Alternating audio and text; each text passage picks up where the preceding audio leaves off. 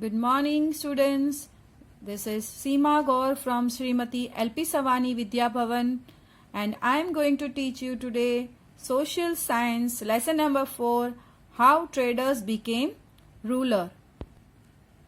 Children, do you remember the story of two cats and monkeys? Yes, the same story in which the two cats were fighting for the piece of cake and the monkey, the third party, took advantage of it and ate whole of the cake, and the cats did not get any piece of cake. The same policy was applied by the Britishers in India, and about that we are going to learn. The policy of British to expand their empire in India. With such policy, British came to India only for trade. Then how did they become the rulers of entire India? By applying the same policy which monkey applied with the two cats. Which policy? Divide and rule. By mid of 18th century, that is near about 1750, the British emerged as a strong power on the Indian political horizon. We have learnt about it in the lesson number 1. After the Battle of Plassey and Battle of Buxar, British got the rule of Bengal and 2 more states. To serve their economic interest, they increased their political hold on India with the use of British diplomatic tactics. Originally, they were only interested in trade with India, but when they saw that after getting the political hold, means after getting the political power, they are able to do the business with India much better way. So to serve their economic interest, means to trade with India, they started increasing their political hold on India with their tactics, which is known as the British diplomatic tactics. What were the policies by which they expanded their rule in India? So first is Wellesley policy of expansion. When Governor General Wellesley came to India, there was cutthroat competition existed between England and France. In first chapter we have learned that England and France, they both wanted to establish their rule over India. So there was a lot of competition between British and the French people. So in order to become more powerful and expand the British rule in India, Wellesley introduced a new plan which was known as the Subsidiary Alliance. And as per the scheme, any princely state that accepted the alliance had to keep and maintain the British army as well as keep a British representative in the royal court. So here Wellesley introduced a very tactful plan in which it was seen that it was the benefit of Indian subsidiary alliance. The meaning alliance means here a treaty signed for the mutual benefit where both of the party, means the ones who is accepting and the Britishers, both would get the benefit. Any state of India which is accepting this alliance has to keep the British army in their state and as well as one British representative in their court. See, this is the picture of Lord Wellesley who introduced the subsidiary alliance system. The British could maintain their army without spending any money. This system made by Wellesley was made very tactfully. The British have not to spend anything for maintaining their army, only they have to maintain the army without spending any money. The princely states were not allowed to utilize the army at their own will. Moreover, after giving their army also, the princely states who was accepting it, they cannot use the army with their own will. First they have to take the permission from the British Governor General, and then only if he allows they can use their army for the protection or for fight. This system, which made many feel secure in the beginning, made them feel enslaved and threatened. Subsidiary alliance acted like a slow poison for the princely states of India. See, the states who accepted this subsidiary alliance of Wellesley, they felt very much secure that now no king from India or the other state can attack them. And if it attacks, they have the British army, a bigger army than the other state. So they were feeling quite secure in the beginning. But this system, this subsidiary alliance that acted like a slow poison. See, a person who is taking a poison daily, slowly, it will kill the man in the end. Same thing happened with the states of India who accepted the subsidiary alliance. And the Indian states which became victims of this policy were Hyderabad, Mysore, Ayodhya, Jodhpur, Gayakwad of Vadodara, Peshwas of Pune and Sindhyas of Gwalior. These were the states who became victim of this policy. Means first they accepted this policy of subsidiary alliance and then they were regretting on it. Why they have taken the policy of this Britishers. Here are the states that accepted the subsidiary alliance. See, the Mysore, Pune, Hyderabad, Nagpur, Vadodara, Indore, Gwalior, Gayakwads, Lucknow, Ayodhya. All these were the states who accepted the subsidiary alliance policy. Nizam of Hyderabad was the first victim of Wellesley's subsidiary alliance. Then it was Mysore, Ayodhya, Tanjore and Karnataka. The British made the Marathas fight amongst themselves and consequently made them accept the subsidiary alliance. As I told you in the beginning of the chapter, the British made the Marathas fight among themselves and then made them accept the policy, that is the subsidiary alliance. In fight with Marathas, Nizam of Hyderabad had to face great losses. So he was the first to accept his alliance. When this Nizam of Hyderabad was fighting with Marathas, he had to face a lot of problems. Great loss was to be faced by Nizam. So he accepted the policy of British where he will get the help of the British army and can feel secure. So Tipu Sultan refused, but after the British victory in the 4th Anglo-Mysore War, Mysore was forced to become a subsidiary state. So the kings, those who were accepting subsidiary alliance, the Britishers were not attacking on them. But Tipu Sultan, he refused to accept the subsidiary alliance policy of Britishers. And in the 4th Anglo-Mysore War, that is the name of the war, Mysore was forced to become a subsidiary state after the death of Tipu Sultan. Marathas chief fought among themselves after the death of Nana Fadnavis. Till Nana Fadnavis was alive, the Britishers were not able to give their policy, subsidiary policy to the Marathas. But after the death of Nana Fadnavis, Marathas fought amongst themselves. One by one, all the Maratha states became the victim of divide and rule policy of Britishers. Other states, namely Ayodhya, Gorakhpur, Tanjore, Karnataka, Farrukhabad, also suffered the same fate.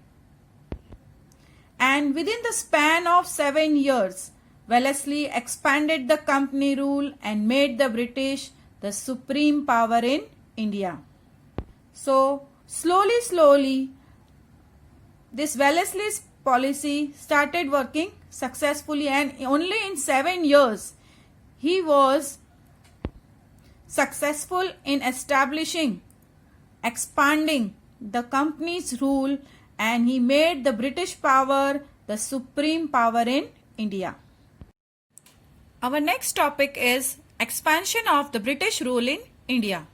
After finalizing the subsidiary alliance treaties with Mysore, Nizam of Hyderabad and Maratha chieftains, the British moved towards northern part of India. That means after the success in south, now the Britishers are moving towards the north part of India. And they entered into a treaty friendship with Nepal, sensing threat from it. That time the Nepal was a strong country, and so they signed a treaty friendship with Nepal. Friendly relations with Sikh King Maharaja Ranjit Singh helped them to win the battle with the Afghans and establish their rule in Sindh. They were having friendly relations with the Sikh King Maharaja Ranjit Singh. So with his help, they were able to fight with the Afghans and they established their rule in Sindh. The British had the ambition to capture the Sikh kingdom, but they could not do so as long as Maharaja Ranjit Singh was alive, as he had set up a strong army with the help of European officers. Now see, first I said that Sikh King Maharaja Ranjit Singh and Britishers were having friendly relations, but the British ambition was to capture the Sikh kingdom also. But they were not able to do so as long as Maharaja Ranjit Singh was alive, because Maharaja Ranjit Singh was having a strong army. Okay, he had set up a strong army with the help of the European officers. Maharaja Ranjit Singh attained victory over many nearby states. After his death, Punjab suffered anarchy. Anarchy means a state which is left without any responsible person.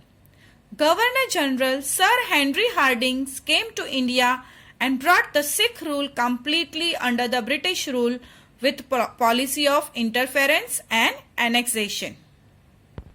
So after the death of Maharaja Ranjit Singh, this Governor General Sir Henry Hardinge, he came to India and he brought the complete Sikh rule under the British rule with the policy of interference, means they can interfere in the matter of the court of the state and annex the kingdom of Punjab.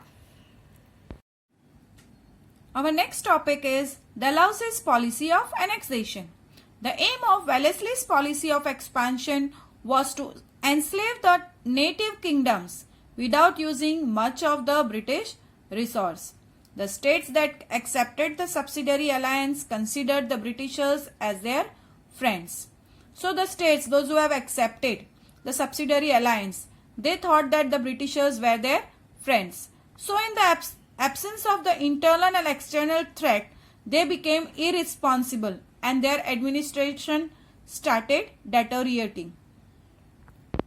The states which had accepted the policy, the subsidiary alliance, they became very irresponsible because they felt that they don't have any threat of attack from any of the states or from their enemies, and so their administration started falling. They were not taking much interest and started feeling relaxed. The outcome of the conspiracy of the British was the anarchy in many princely states, and the Indian rulers got trapped in it. The plan of the Britishers was that the many kingdoms will be left without any responsible person, and all the Indian rulers got trapped in it. This is the picture of Lord Dalhousie, who brought the annexation policy. The British got an excuse to start interfering into the internal affairs of these states on the pretext of putting an end to the anarchy.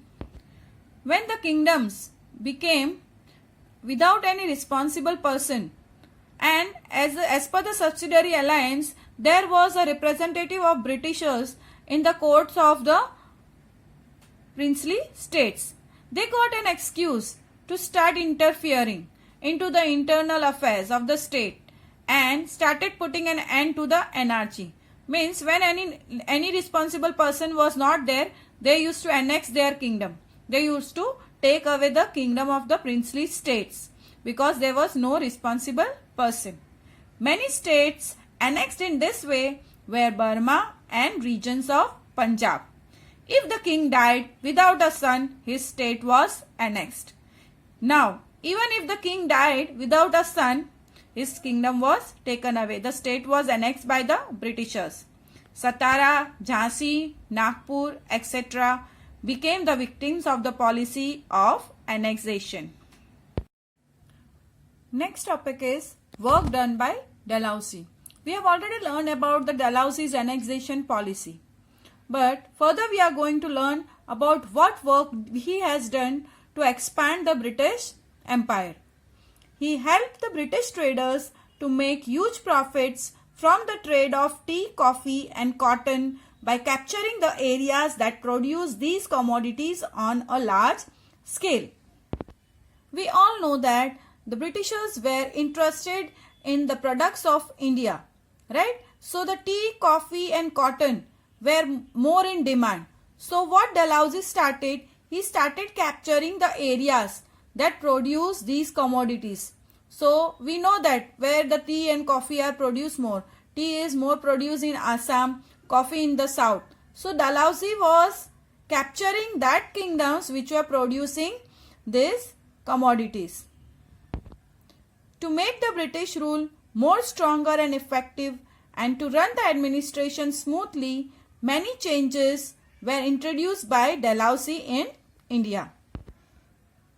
Dalhousie wanted the British rule to be more stronger and effective.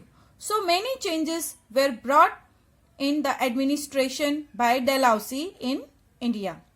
The first railway line was started between Mumbai and Thane in 1853. The modern postal system started in India and wireless system between India and England too was introduced. See, this is the picture of first railway in India. Before that, there were no railways in India.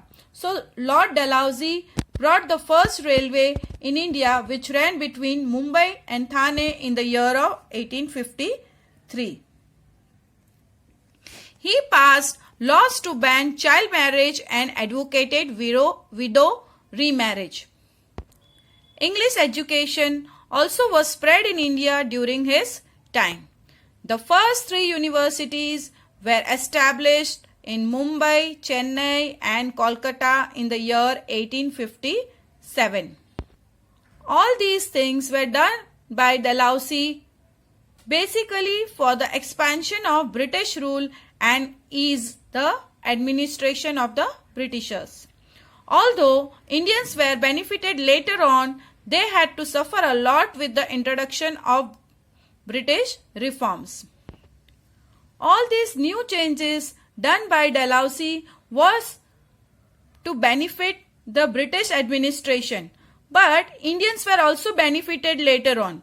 They also got benefit from it, but initially they have to suffer a lot when these Britishers introduced their reforms.